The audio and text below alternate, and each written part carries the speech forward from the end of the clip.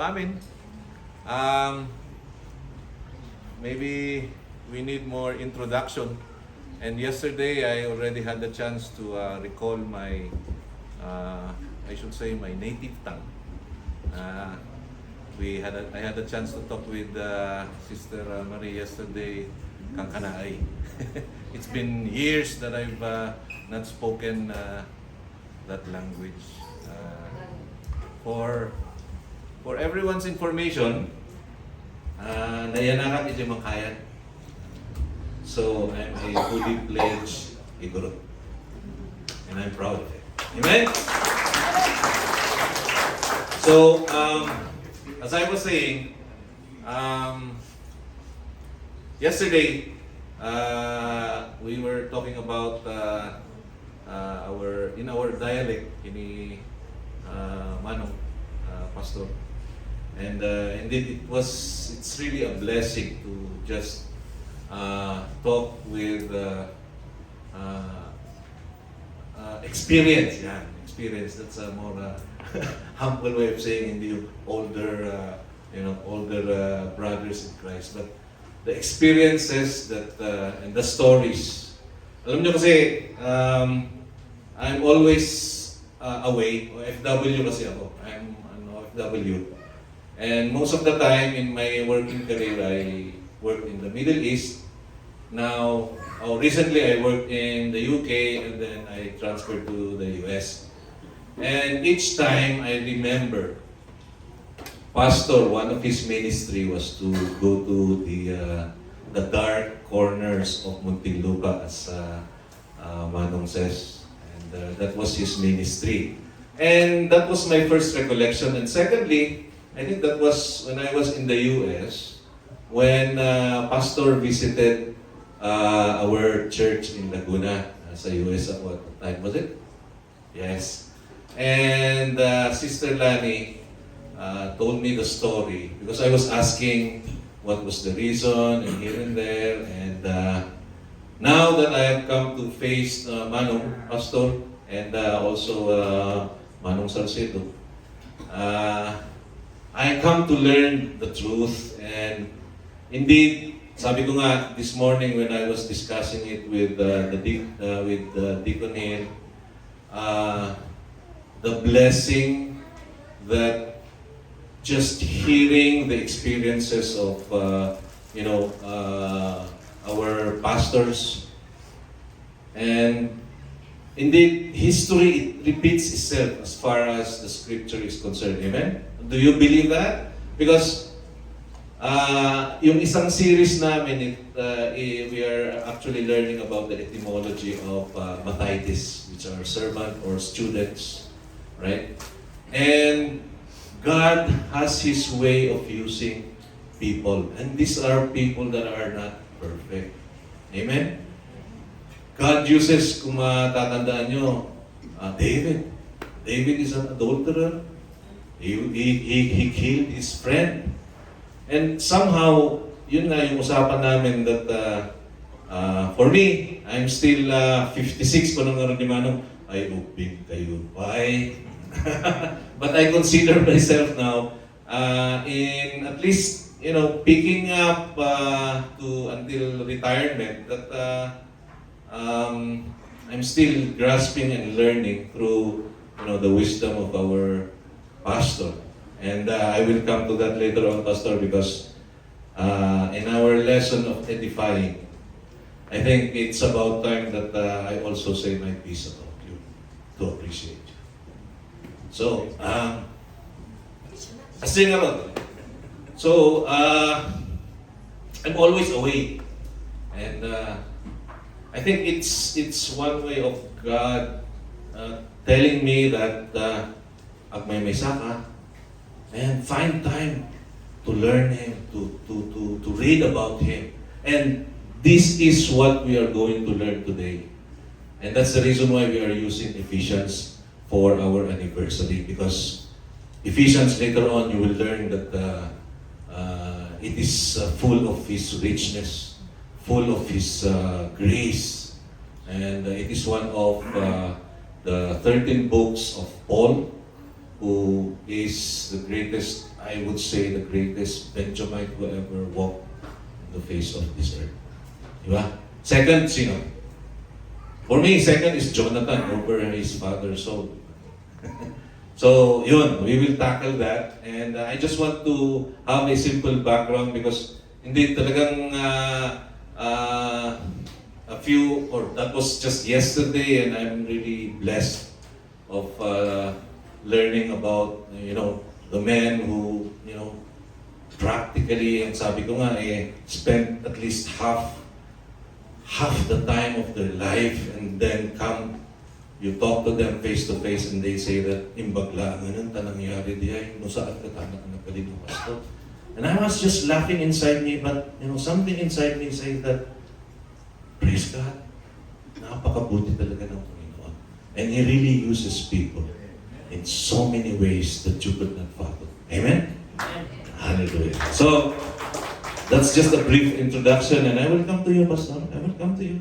This is one way of saying my emotions, at least, because sabi ko nga, most of the time, I think now that I'm in the US, I only have the chance to come home. Maybe 30 days, 30 calendar days a month. Kasi I'm already paying my taxes in the US. That's how their labor law works. So, I don't know what the plan of the Lord would be, but we just keep on praying. But I will serve the Lord. Amen? Hallelujah. So, yesterday, Pastor made mention and discussed about the redemptive. Binigyan ko na nga ng acronym, which is RDG. Diba, Pastor? The redemptive plan, actually, check my, sorry. Hawakan ko na yata. Hawakan ko na lang. No, remove it. Check my, okay? Ganak lang, ganak. Okay, so, yesterday, Pastor discussed about the redemptive plan, that we were chosen even before the foundation of this world. Briefly, he touched, because it is written, we are predestined, we are elected, right? And then he talked about the direction of which he mentioned about, we were justified, we are now in the sanctification process until we go to the glorification of which we will be meeting our God and wait for Him to say, well done, my faithful servant. So, that is the premise of it, and then I will connect it because we have a series, The Shepherd's Heart. We are now in the edification series. And Pastor, you will commend me for this one because yung series natin sa edification, the 12 action words, nilista ko lahat yan, Pastor. Encouragement, comfort, equip, to bless, selfless love, someone who pursues, refresh, to heal, to be a friend, to be precautious or cautious, share the joy, and lastly, Shepherd's Heart, lead people to Christ, of which, yun yung ginawa natin kahapon, right? So, yun. So, why Ephesians? So, as I've said, the common problem, the common issue right now of believers, kasi when Paul wrote Ephesians, ang sabi nga niya sa Ephesians 1, Paul, an apostle of Christ Jesus, by the will of God, to the saints. So he's talking about believers. He's not talking about unbelievers. To the saints who are at Ephesus and who are faithful in Christ. Today I will teach you, because kung babasahin niyo the whole Ephesians, there are so many ways of reading it, because Paul actually frames it on how he would apply, how he teaches the Ephesians at the time. But in this particular case, we will learn that he actually enumerates all the richness, right, in one chapter. And then in the other chapter, he prays for Ephesians or for the faithful ones or the saints to learn and understand. And then he did it again in another chapter. We will learn that. And at the end, chapter 4, going to verse 5, now that you know it, ngayong alam mo na, live it. And he enumerated how to live with it. So that's how you stick that in your minds when you read Ephesians. Because that's the way how it goes in terms of Paul teaching the faithful what they really inherited in Christ once they were saved. And that is what is lacking usually with believers right now. Yung SHW word natin ngayon, yung insecurity, sabi niyo, Pastor, di ba? He is already a believer, we are already a believer, but we are still insecure. Why? Di ba? Ang sabi ni God, ang sabi ni Jesus when He was crucified, died on the cross, Tetelestai, it is finished. There's nothing else you can do. There's nothing more you can do. So, framing it that way, how do we understand it? And I want to make an illustration, and this is also part of knowing you so that you would also know me. Amoy hindi dumagpakilap. That was when I was in high school. I'm the eldest in the family. We are 4. They dua nga sa gitna is 2 girls and then 1 boy. SLU kami amin, St. Louis. So, this is the one way for me to illustrate of trying to understand your position in Christ in terms of the writings of Paul. Okay? So, bear with me on this one. Hindi namin naabutan yung, ano to? 12K ba? Yung educational system or you still, ha? K-12, right? So, high school for us is like first year, second year, third year, fourth year, and then you jump over to college. That was late 80s. Okay? So at that time, of course, the preference or the sport that I love most is basketball. And umuyamat ni Papa Edi, Minero Iso na minor foreman, nagtrabaho dyan Black Mountain, nagtrabaho ginawag, minasa ni Jay. I forgot. Suyok. Yeah, Suyok. And then we are 4 in the family, and then it was a time daw na talo kami ng college. Tapos ang college matan Jay inuuli mi. So, there was financial difficulties, as I would say in short.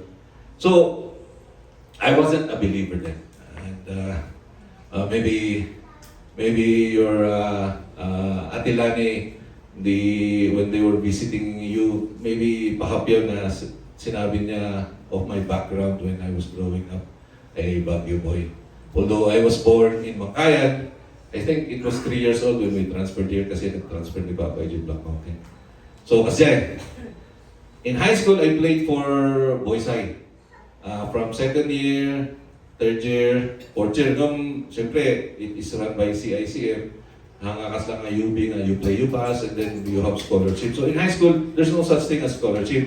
And I want the comprehensive na liga ti basketball at that time. I don't know now, for sure. Siguro with the expansion and the popularity of basketball right now. But that's where we are before. So nga, in the US, they practice that, di ba may senior high sila. So biologically, yung mga boys doon from high school, when they shift to college, is talagang fully matured na sila. That sometimes, when they finish, kunada, from senior high school, the likes of, sino ti basketball dito eh? NBA?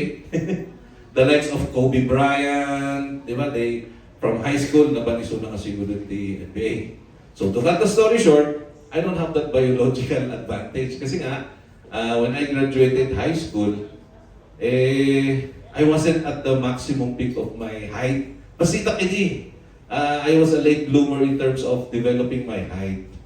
So, when I went to St. Louis, first year, second year, player Atlante Engineering, the interdepartment, the intramurals. And this is one of the crucial thing of which I would understand my role. Kasi, the basketball iligan all around. But at the time, Sambuilin tisikat, ni Sambuilin hindi naman siya point guard, right? And at my height, yung coach namin sa engineering, Balyas ka, he said, Briones, you better learn just to focus on being a point guard. So, with my height, I think 5'9" and a half, I'm already at an advantage kung I will just focus on one position, which is point guard. And so, that I did. So, ang uso nun sa NBA, sa PBA, is yung mga Burlington, training ni Norman Black. Tapos, ang sikat na point guard noon, if you still know him, si Johnny A. Yan. So, from there on, from my first year, second year, I did that. And I understood my role. So, when I shifted to third year, and yung outgoing point guard ng St. Louis, nag-graduate na. When I entered third year, I got the full scholarship. At that time, talagang the mama kini mama, they were really financially incapable of sending 3 of us to college. But then I got the scholarship, praise God. I wasn't a believer then, believe me. Noon niya ti kalokohan, hindi nga dumaktak ka. Ako na when we were just baby Christians before, malagay mo, bakit? When we were driving in Marcos Highway, timbaga medikat, mapingin ka, guwing ka. Guwing mo na ito, timbaga lang dati nalagip ko, malagip ko, hindi ka ito kalokohan. Growing up in Baguio. But now, that Christ is living in me, when we are driving in sumangatag na babagyo, gungingimi nga kakasjay, I just praise the Lord for changing my life and being a child of God. Amen? So that's the full story of me. I learned, and that's the illustration that I want, learn your position in Christ. Because somehow, if you do not understand your position in Christ, then how would you know your calling? Diba? And we will enumerate, right? There are 5 elements in Ephesians 1. Binasa po natin yung Ephesians 1. That is only one chapter where Paul enumerated all of this richness. Okay? So let's start. To understand our richness, kaya nga tinawag ang Ephesians the treasure house of the Bible. You know this. Apo yung data, Pastor.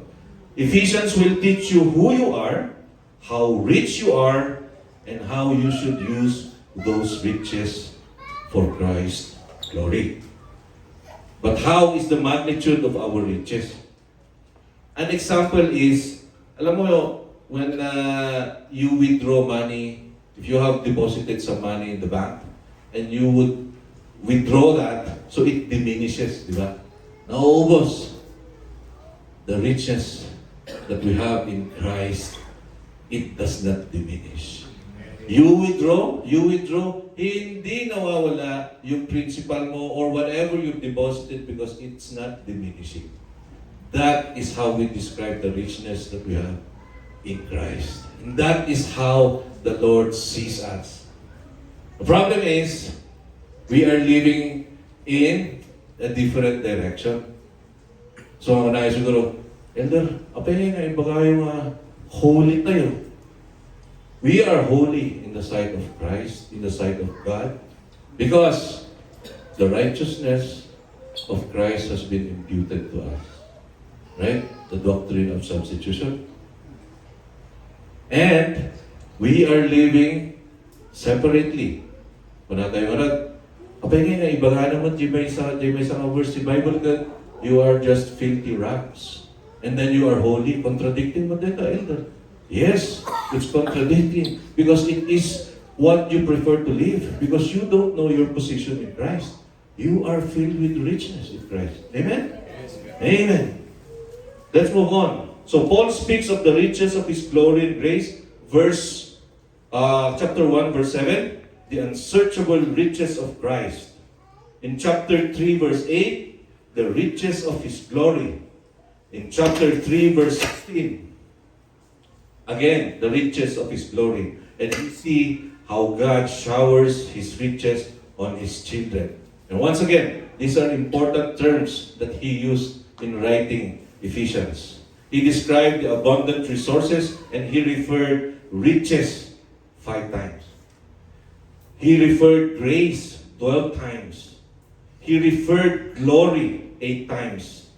Inheritance 4 times. Fullness, filled up or fills 6 times. And the key phrase, in Christ, he mentioned that 15 times. In Christ. Another element is the fullness of our riches. In Christ, we have the fullness of the riches of the glory of his inheritance, as written in chapter 1, verse 18. Paul prayed that we might be filled with all the fullness of God. 3:19.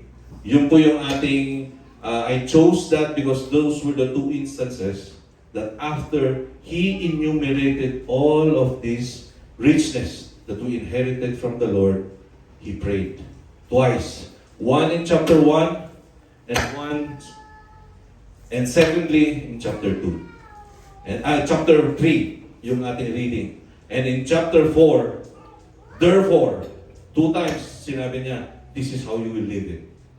Now that you learn, I prayed for you that you are going to continue learning it, knowing your position and knowing your calling in Christ, live with it. Now that you know it. Amen? For me, as my illustration, when I know that I should be a point guard for the school, I learned it, I applied it, I got the scholarship for the next 3 years until I graduate as in electrical BSE in St. Louis, full scholarship. And I was able to play in the commercial league, maimig-midlanak mata, hindi, kaya mi da taga-UB. Kabats ko ni ka, if you are following PBA, I played with him, isunod the MVP min in June Marsan. He played for Shell before, taga-UB da. Commercially, Rose Kennel da, Texas Instrument, da kami, Phil Capper. And then I jumped from one company to another, sa intercommercial, and we have allowances. But then, how I spend those is another story because that's part of how the Lord transformed my life. Amen? I have so many stories, but let's focus on this, on our richness in Christ. So another, the guarantee of our riches. The guarantee of our riches is founded upon the fact that they are always in Christ. Kaya kung babasahin nyo, in Christ, in Christ, in Christ. 15 times. Because that is how the Lord sees us. Always in Christ. Remember, and this is a reform, sabi ni Pastor, this is a reform verse that's always been used. 2 Corinthians 5:12, for in him who knew no sin was made sin on our behalf, so that the righteousness of God will be imputed in Christ. And that's the reason why, Pastor, when we have this portrait contest, and sabi mo, laging Christ-centered, we have this series of learning the Old Testament and then going to learning the yung mga edification. That's always the series that we have been. And we are forced to study and learn. And even at the long distance, when I'm at the US, I have the chance to compare. And kung nakarod, historia kami, there are some churches in kung natayo, US, talaga nga naunod na kita. No. Kung nakarod, yung may isang napanan mga church, and Lani would attest to that. mabababaw, very secular yung kanilang gospel, interpretation of the gospel. Sabi ko nga mas malalim pa magturo si pastor. Mas malalim pa magturo si pastor. And until now, I'm still searching. And when I come back, I already have an idea of where I would mas adayupay. It's a few, maybe around 40 minutes drive away from where I live. It's a Presbyterian church who teaches the Reformed faith. Amen? So, yeah, going back to you, Pastor, I really praise the Lord for the knowledge and the wisdom that He really imparts to you na teaching us in so many ways. And I would attest to that it really forces me to study, to research. Ako nararami dito yung pastor has his way. Say amen kung totoo ito. Pastor has his ways to force you and put you in a corner that you will have no reason but to do it. Amen? And somehow, right? Somehow, deep inside you, okay. But when all is done, and you've done it, it's like, wow. Diba? And the learning that you acquire. And that is why Paul is praying for us to learn more. Anong sabi ni Paul? When he is learning more about Christ, he even considered himself as a chief sinner. Diba? Because he understands his position in Christ, because the deeper he learns about the God that he serves, lalong paliit ng paliit ang tingin niya sa sarili niya, because he is the chief sinner as he calls himself. Amen? Kaya I urge you, brothers and sisters, 14 years advance anniversary. My greetings to Baguio Everlasting Church. 14 years and moving on, Kunayo Road, with your blessings. Let's study Him. Study His Word. Read His Word diligently. So that in that way we will learn our position in Christ and our calling. Amen? And then the basis of our riches. Bear with me. I'm just in the introduction part. Oras na yung abangan. Sabi ko nga sa I wasn't joking when I said, kumain po kayo ng breakfast na mabigat because this will be a 3-hour series. Sabi ko ganyan. We will have a halftime break if you want. The basis of our riches, we did not earn riches we have in Christ. Rather, they are ours because God's mercy, which is emphasized throughout Ephesians. We are rich because of God's will, as written in chapter 1, verse 9, verse 11, and verse 5. Grace, as he calls it, which is written in chapter 1, 6, and 7. Glory, as it is written in chapter 1, verse 12 and 14. Power, as written in chapter 1, verse 19. Love, in chapter 2, verse 4. Good pleasure, in verse 9. The purpose that we have, as written in chapter 1, verse 11. And once again in 3 and 11. And our calling, as he wrote in verse 18, the inheritance, same as well in verse 18, and his workmanship in chapter 2, verse 10. So yeah, those are the 5 elements of which, if we read it, we will understand. Because understanding it on ours is not enough. That's the reason why twice Paul prayed. He prayed, anong sabi niya? On the first reading that we have, sa 18, I pray that the eyes of your heart may be enlightened, so that you will know what is the hope of His calling. What are the riches of the glory of His inheritance in the saints, and what is the surpassing greatness of His power toward us who believe. And in chapter 3, he again prayed, for this reason, I bow my knees before the Father, from whom every family in heaven and on earth derives its name, that he would grant you, according to the riches of his glory, to be strengthened with power through his Spirit in the inner man. Amen.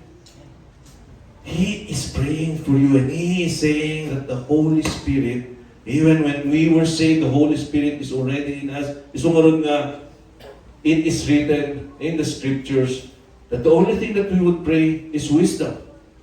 We already have strength. Don't you know that? God has already given us strength. Philippians 4:13. Memory verse. Philippians 4:13. Amen. Joy. Joy. Joy. Jesus has already given us joy. Peace. Peace I leave you. Remember those words? But wisdom, we need to pray for it, because every day when we learn His Word, when we learn about the truth, we need His wisdom. Amen? So, once again, and because we are in the series of edification, tulad nga na sinabi ko, I enumerated the 12, and since this is our 16th anniversary, we are going to have an acronym for Limitless.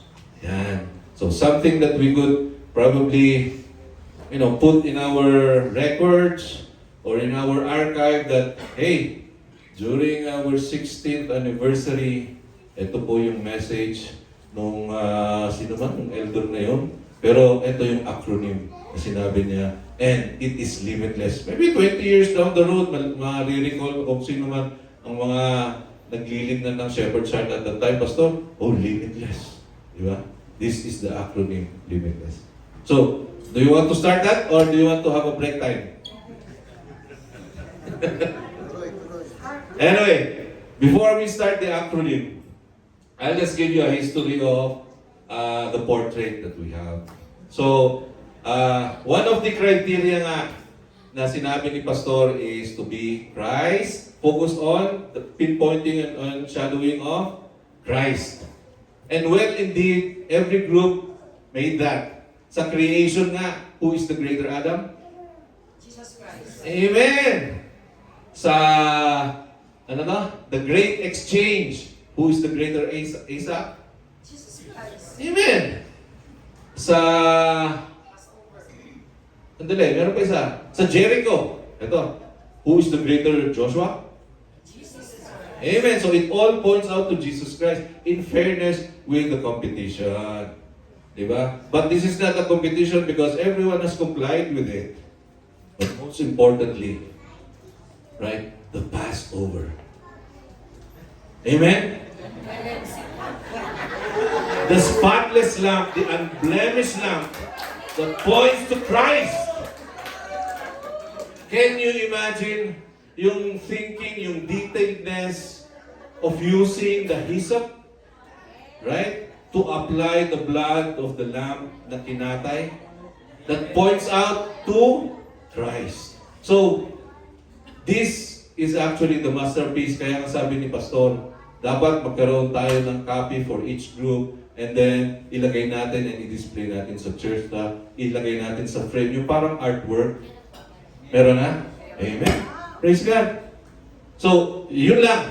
And of course, Pastor, ano yung nasabi nyo sa SH Daily Word with God? Ano yung sabi nyo? In Christ alone. In Greek, Solus Christus. If you would come here and revisit this, you would find one portrait that actually signifies in Christ alone. Okay, tama na, break time yan. Okay, so ready na kayo sa Limitless acronym? Alright, and we are going to pick up verses on Ephesians. Amen? Okay. Letter L. Loved by the Father. L. Ano sabi? In Ephesians 4, and Ephesians 1, 4 to 5. He chose us in Him before the foundation of the world. In love, He predestined us to adoption as sons through Jesus Christ to Himself. We're talking here about position. Diba? Realizing your position. Realizing your calling. So for me, when I was contemplating on this, before time began, the position here is that God set His covenant love upon His people. Our standing before God rests not on our choice of Him, but His gracious choice of us. It is not our doing. We did not choose Him. And this has always been the tension if we are discussing about theology and the other theology, yung mga freewheelers kung tawagin, right? And we will stand by our faith, our Reformed faith, because it is written, we are chosen before the foundation of this world. We are elected. Amen? And I will give you that assurance and comfort right now. Are you ready? Are you ready? Which God do you prefer? A sovereign God that already plans out everything, right? Before the foundation of this world, that you have nothing more to do, right? It is all His doing, or do you want a God wherein yung parang namimingwit is like a fisherman na, si Elder Dico, gumawa ng tama, very good guy ito. Ito pupunta sa langit. Diba? Ni Auntie Marie, Sis Marie, he's doing good. She's going to heaven. Diba? How does that play out and how does that harmonize with the verse that all have sinned and fall short of His glory? Right? And the wages of sin is death. So how will you reconcile that? Diba? And the famous theologians, Spurgeon, MacArthur, they would say that there are really things in the Bible that has tension. And it is only being harmonized and could be harmonized by God. Which will give you another comfort. Are you ready? The second comfort of knowing that is that man could not really fully harmonize and reconcile those tensions because the scripture is really written by God. God can only harmonize that. Right? Sinabi yan ng ating mga theologians. Even the famous apologetics right now, when they discuss those tensions with Armenians, right? You will hear those. But it could only be harmonized by God because He is indeed the author and the finisher. Amen? So, after having realized your position, your calling is to live with humility and gratitude toward God and His people. To me, that is the calling for letter L. You are loved by the Father. And what is the edifying reminder for us? Right? Remember those 12 edifying words that our dear pastor taught us?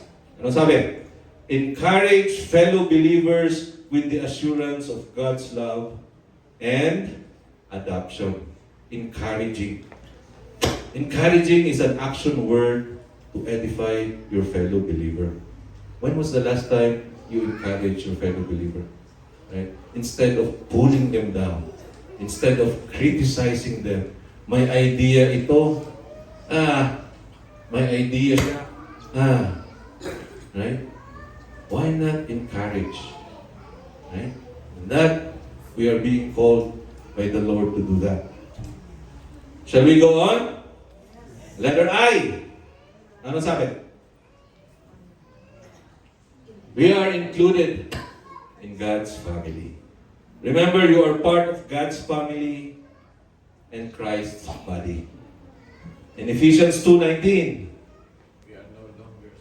you are no longer strangers and aliens, but you are fellow citizens with the saints and are of God's household. What is your position with that? To realize that every believer has been united to Christ and incorporated into His church. What can you see as a calling for that? To me, pursue unity, fellowship, and commitment within your local church. And what is the edifying reminder for us? To be a friend, to welcome, to disciple, and strengthen other believers as members of the same household. O ilan yung enumerate ko na from the 12 na edifying action words ni Pastor? Di ba? So we need to apply what we learn. Shall we go on? Letter M? Amen. Letter M. We are made alive in Christ. Remember that you have been raised with Christ by His grace alone. By grace you have been saved. Ephesians 2:8. Our scripture for that is Ephesians 2:4-5. But God, being rich in mercy, because of His great love with which He loved us, even when we were dead in our transgression, was made us alive together with Christ, of which that's by grace that you have been saved. And what can you see as your position in that, realizing that you are spiritually dead, but you have been made alive solely through God's mercy and grace. So ano yung calling mo dyan na nakikita mo? What is your calling? Because you were made alive in Christ. You now live as a new creation, putting off the old self and embracing holiness. It is not I, but Christ lives in me. Amen? What is the edifying reminder for us? Model a transformed life that encourages others towards spiritual maturity. Yan. Pasok din dyan yung lead people to Christ. Right? Bless, to be a friend, to refresh. Dami. Right? Next. Nasaan na tayo? I. We are inheritors of God's promise. Yan. Remember, you have an eternal inheritance in Christ. As written in chapter 1, verse 11, also we have obtained an inheritance, having been predestined according to His purpose, who have worked all things after the counsel of His will. And our position, realizing that we have inherited God's promise. Believers are heirs of God through union with Christ. With Christ. Remember that. So what's your calling? Live with an eternal perspective rather than worldly focus. Ayan, every time laging binabanggit ni Pastor yan, things of this world. Lay up treasures in Amen. Contentment. When are we going to be contented with material things? Konti na lang, ilang taon na lang, nag-uusap na kami ni Pastor. We have, anong taon ni Pastor, nadaman ko, 71 years old. I'm still, kaya nga nabanggit niya, I'm still 56. But I could not imagine 71 na si Pastor, pero malakas pa. Kaya nga eh. Baby face pa. Amen? So there. So ano yung edifying reminder sa atin yan? Help others fix their eyes on eternal realities and not temporary struggles. Again, comfort, to bless, to be a friend, to heal. Yeah. Share the joy. Yeah. Always be reminded of those action words of edification that we've learned from our dear pastor. Right? Isa puso natin. In mind, and then puso. Okay? Next, nasa na tayo? T. Yan. Temple of God's presence. We are temple of God's presence. You are part of God's dwelling place. And it is written in Ephesians 2:21 to 22. Let me read it for you. In whom the whole building, being fitted together, is growing into a holy temple in the Lord, in whom you also are being built together into a dwelling of God in the Spirit. That's one framework as well of trying to learn Ephesians, because it talks about the body of Christ. That's another lesson. Kaya nga nag-uusap kami ni Pastor on if gagawin naming series ang Ephesians, it would probably take us probably 6 months, Pastor. So what is your position with that? Because you are a temple of God's presence. The church is God's dwelling place through the Spirit. And your calling to pursue holiness and continue to the spiritual health of Christ's body. And what is the edification reminder for us?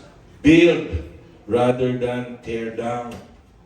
Strengthen rather than divide. Diba? Next.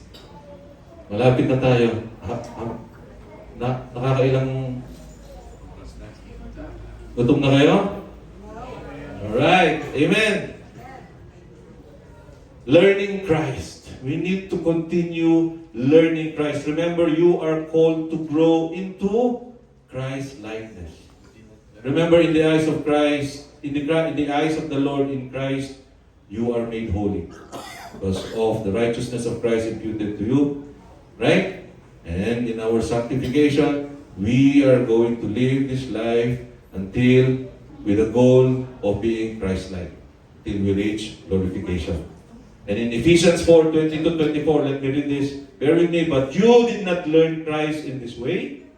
If indeed you have heard Him and have been taught in Him, just as truth is in Jesus, that in reference to your former manner of life, you lay aside the old self, which is being corrupted in accordance with the lusts of deceit, and that you be renewed in the spirit of your mind, and put on the new self, which is the likeness of God, has been created in the righteousness and holiness of the truth. Having learned about that, continuing learning Christ, your position, those united to Christ belong to a new humanity. The saints, the believers, the faithful ones. Our calling, to me, we need to continually grow in biblical truth and practical obedience. And what is the edifying reminder for us? Disciples or disciple others and be teachable yourself. Hindi lang yung, I will teach you, but you cannot teach me. We are all students. Mathetes.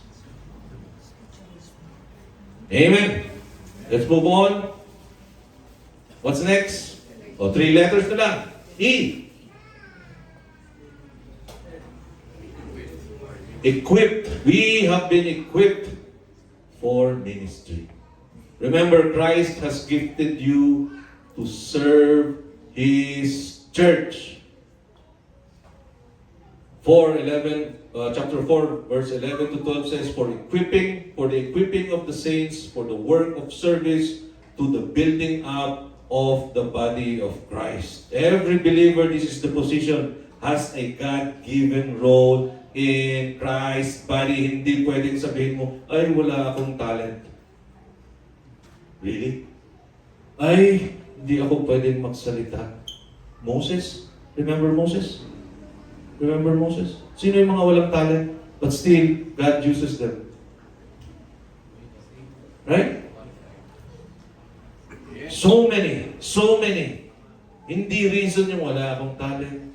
wala akong confidence. You don't have confidence because you don't know what is your position in Christ, because you don't know the riches that you have inherited from the Lord in Christ.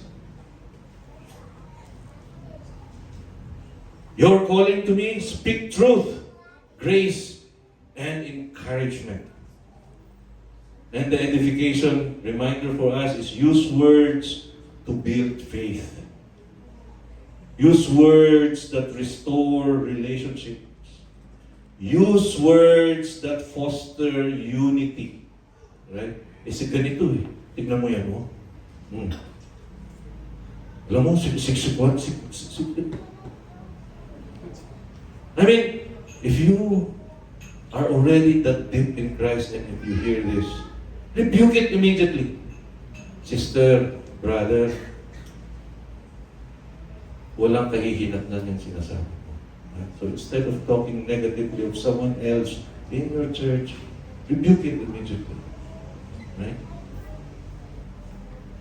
Next.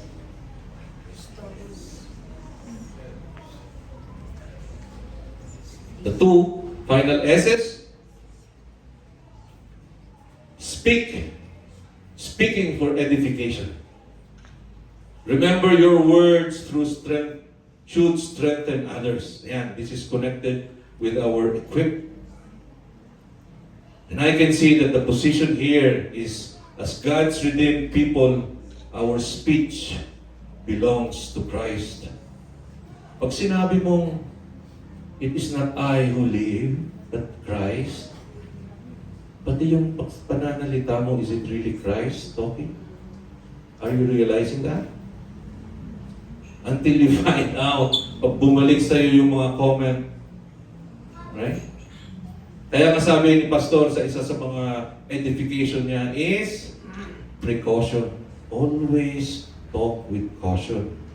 Meron tayong series yan of the evilness and yung sharpness ng ating tongue. Right?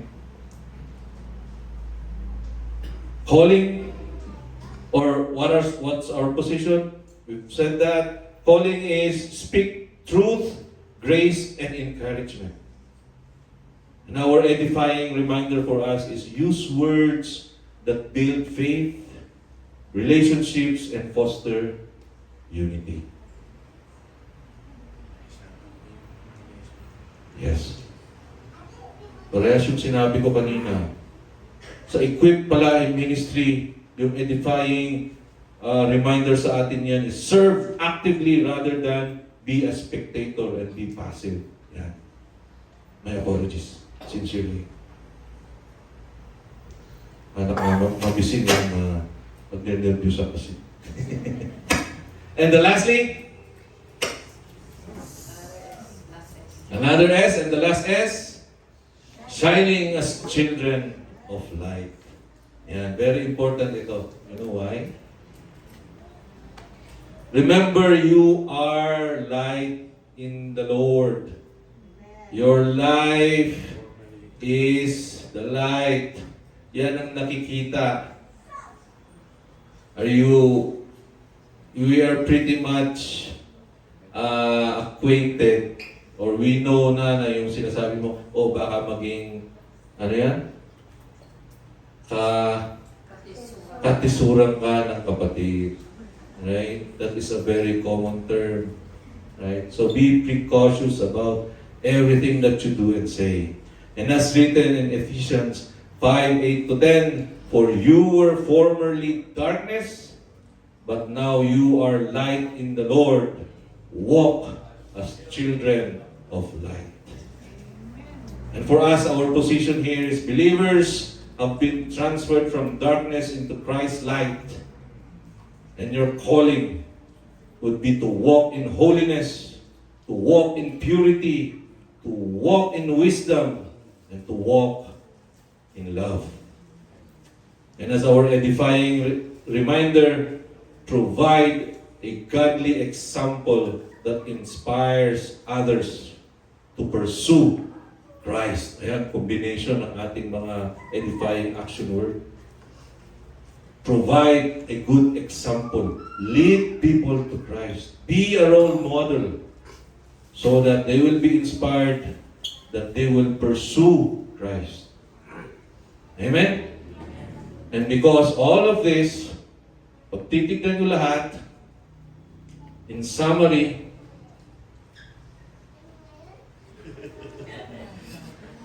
right?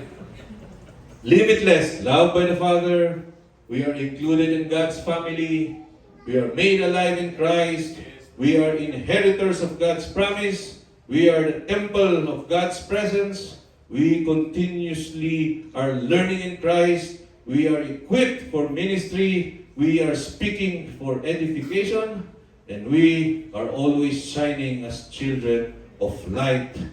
Those things are all for God's glory. Let your life display the beauty and the holiness of God. Amen? Amen. I will end on this. Gusto niyo bang mag-end na tayo? Yes, Lord. Let me end with this. Ready na ba yung ating pagkain? Gutom na ba kayo? After this, meron pa tayong awarding, right? But, you know.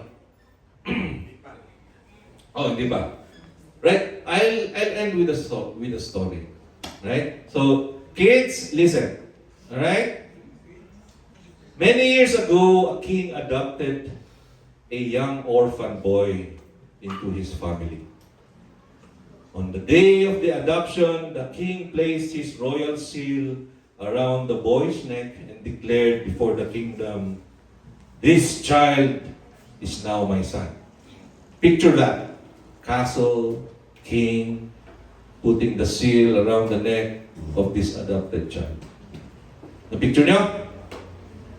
The boy was given a room in the palace, a place at the king's table, and all the rights and privileges of a son. Nothing he did earn that position. Hindi niya pinagtrabuhan, he did not work for it, he didn't buy it. He simply received it because the king loved him and chose him. Simple as that. But after a few years, something strange happened.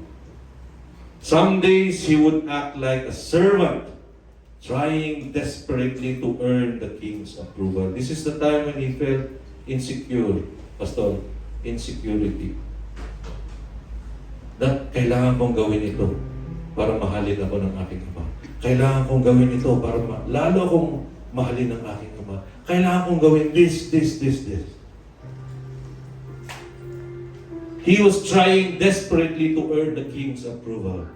And some other days, he would wander the halls with no purpose, enjoying the privileges of the palace, but contributing nothing to the kingdom. One day, the king called him into the throne room and said, "My son, you have forgotten two things.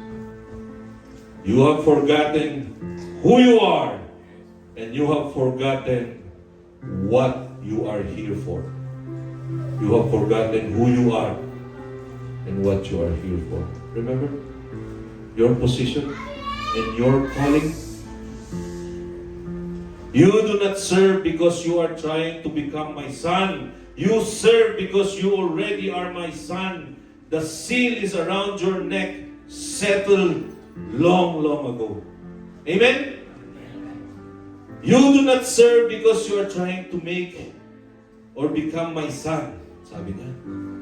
Then the king pointed out to the palace. Nagpunta sila sa pinakamataas na level ng palace. If you, sino bang nakapanood ng Lord of the Rings, yung porch ni Saruman, and overlooking his kingdom. Imagine that. Then the king pointed out the palace window and porch where workers were building, repairing and strengthening the kingdom. I brought you into this family not only to enjoy the palace, but to help build it. From that day on forward, the young man stopped working for acceptance. Wala yung insecurity. And started working from acceptance. His identity gave purpose to his service. You see that illustration? Church, there are so many believers. You may feel that you are one. As an illustration of this young man.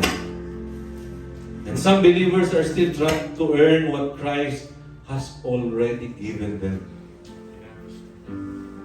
When the Lord says, "Tetelestai," it is finished. And was torn in two. The curtain was torn in two. Others enjoy salvation's blessings but forget God's purpose for their lives. The gospel reminds us that the seal has already been placed upon us. For we are the children of God, heirs with Christ. Remember that? Accepted in the beloved. And that is our position. Remember that? But God has also called every one of us to strengthen, encourage, disciple, serve, and build up His church. That is our calling. Remember these 12 action words. Encouraging, comforting, equipping to bless, selfless love, and someone who always pursue all of those 12 words. But God will always remind us. And I will always pray na the truth that we have learned this morning as a believer's life is limitless. Amen? Not because of our human potentials, but because of God's sovereign grace in Christ. We are loved, we are included, we are made alive, we are inheritors, we are a temple, learning, equipped, speaking, and shining. As we remember our position and embrace our calling, the church is built up in love. Christ is exalted, and God receives all the glory. And that's why, my brothers and sisters in Christ, if we live in this place, having learned of our position, having learned of our riches in Christ, always remember the King's word. Do not forget who you are, and do not forget why you are here. Let's all pray. Heavenly Father, we thank you for your truth. We thank you for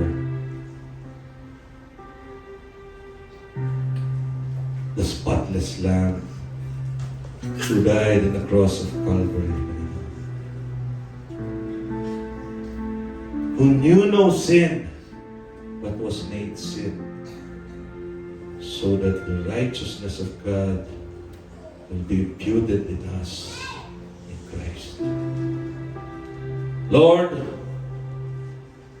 we acknowledge that you are our sovereign Lord and you have planned everything, Panginoon, even before the foundation of this world. We are your children, Lord, and we always pray for that wisdom, Panginoon, to learn you more, Panginoon.